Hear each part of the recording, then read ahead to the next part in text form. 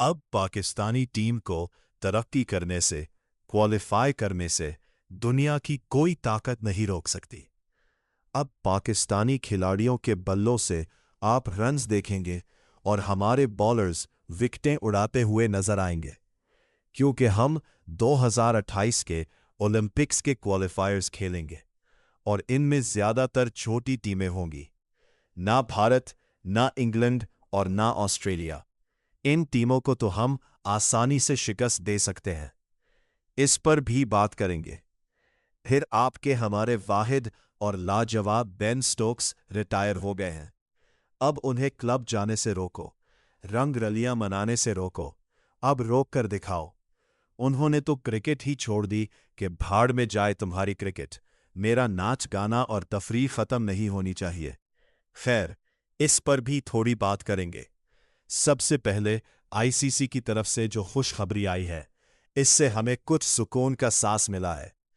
पहले तो हमें यकीन था कि 2028 के ओलंपिक्स में हमारी दूर दूर तक रसाई नहीं होगी। वजह यह थी कि सिर्फ 6 टीमें ओलंपिक्स में जाएंगी जो अमेरिका में मुनक्किद होंगे। इनमें एक टीम अमेरिका की होगी क्योंकि वो मेज़बान है। यूं एक जगह तो पहले ही तय थी और बाकी 5 टीमें दुनिया की टॉप 5 रैंकिंग वाली होती है। रैंकिंग में शायद पहले नंबर पर भारत, दूसरे पर इंग्लैंड, तीसरे पर ऑस्ट्रेलिया, चौथे पर न्यूजीलैंड और 5वें पर जनूबी अफ्रीका है। इस हिसाब से ये 5 टीमें बराह रास्त ओलंपिक्स में जाती और छठी अमेरिका होती। लिहाजा पाकिस्तान के लिए कोई मौका नहीं था। लेकिन खुशकिस्मती से इलाकाई क्वालिफिकेशन का निज़ाम सामने आया है। एशिया से एक टीम, यूरोप से एक टीम, ऑस्ट्रेलिया और न्यूजीलैंड के खित्ते से एक टीम जाएगी। इस तरह एक इजाफी मौका पैदा हो रहा है और पाकिस्तान भी क्वालिफायर खेल सकेगा। अगर हम क्वालिफायर में अच्छी कारकर्दगी दिखा दे और न्यूजीलैंड जैसी बड़ी टीम को हरा दे तो हम ओलंपिक्स की टॉप 6 टीमों में शामिल हो सकते हैं। यही हमारे लिए बहुत बड़ी कामयाबी होगी। सोने का तमगा कौन मांग रहा है? हम तो सिर्फ क्वालिफाई करने की बात कर रहे हैं। ओलंपिक्स में पहुंचने के 2 ही रास्ते थे। एक ये कि एशिया में भारत को रैंकिंग में पीछे छोड़कर खुद नंबर 1 बन जाए, जो तकरीबन नामुमकिन लगता था।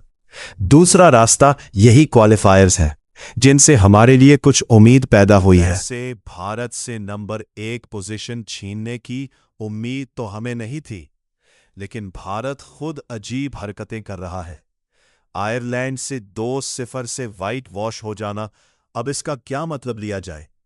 अगर भारत मुसलसल इसी तरह हारता रहा तो शायद हम कुदरती तौर पर ऊपर आ जाए, वरना अपनी कारकर्दगी की बुनियाद पर तो ये मुश्किल ही लगता है। क्वालिफायर्स में हमारे कई फायदे हैं।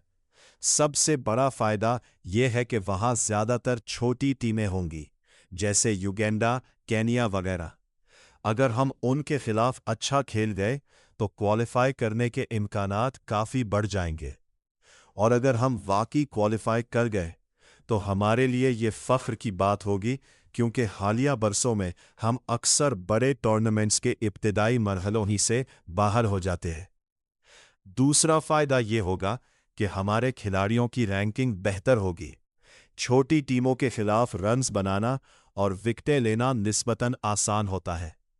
अगर किसी ने सेंचुरी बना ली या 4-5 विकेटें ले ली तो उसका एतमाद भी बढ़ेगा और टीम में उसकी जगह भी मजबूत हो जाएगी।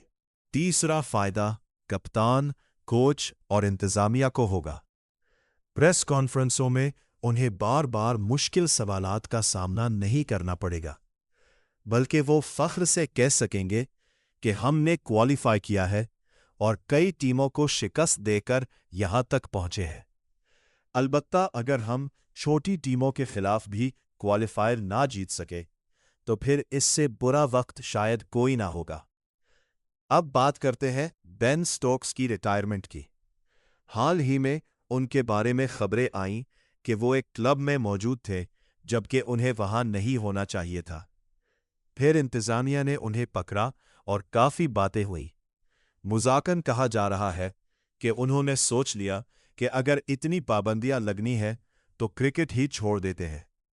लेकिन संजीदगी से देखा जाए तो बेन स्टोक्स उन खिलाड़ियों में से थे जो वाकई क्रिकेट की जान होते हैं।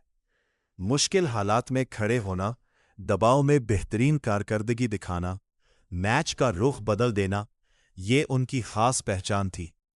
ऐसे खिलाड़ियों को खेलते देखकर क्रिकेट का लुत्फ दोबाला हो जाता था। जिस तरह एक वक्त में शाहिद आफरीदी, एमएस धोनी और क्रिस गेल जैसे बड़े नाम रुखसत हुए थे, इसी तरह बेन स्टोक्स का जाना भी क्रिकेट के लिए एक नुकसान महसूस होता है। बहरहाल ये उनका ज़ाती फैसला है। उनकी आने वाली जिंदगी के लिए नेक तमन्नाएं। अगरचे वो अब क्रिकेट के मैदान में नजर नहीं आएंगे, लेकिन शायकीन उन्हें एक बेहतरीन ऑलराउंडर और यादगार क्रिकेटर के तौर पर हमेशा याद रखेंगे। इसी के साथ इस गुफ्तगू का इख्तिताम करते हैं। अगर आपकी कोई राय हो तो कमेंट्स में ज़रूर बताएं। पसंद आए तो लाइक करें और चैनल को सब्सक्राइब करना ना भूलें।